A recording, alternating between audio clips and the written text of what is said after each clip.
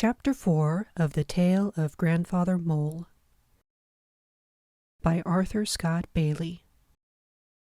A new way of taking a stroll. Grandfather Mole was digging a new gallery under the garden, leading out from his house into a field of corn, where he expected to find a good many fine grubs.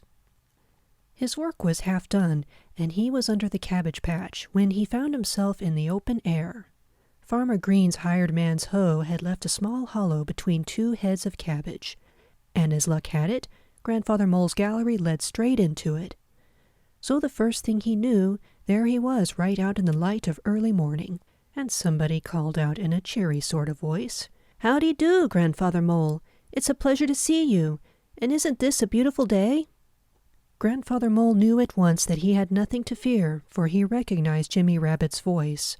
And he knew, too, without being told, that he was in the cabbage patch, for Jimmy Rabbit could be nowhere else at breakfast time. "Good morning," said Grandfather Mole. "I hope you are enjoying your breakfast." "I am," Jimmy Rabbit answered. "And as soon as I finish this leaf I'm eating now, I'm going to take a stroll. Won't you join me?" "I don't care if I do," said Grandfather Mole, meaning that he'd be glad to walk with Jimmy. And in about half a minute, Jimmy Rabbit said he was ready. "Very well," Grandfather Mole told him. "Let's be on our way. I'll see you at the edge of the duck pond."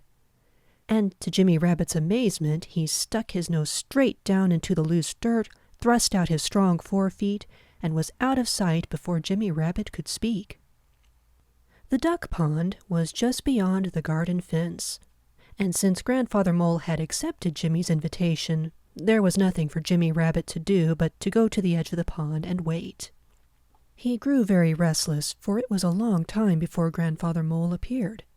But at last the old gentleman's head came popping up out of the ground, and the owner of the head cried, "Here I am, and I'm glad to see you haven't kept me waiting, young man.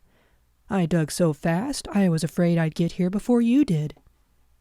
Really, he had made astonishing speed for one who had tunneled his way underground.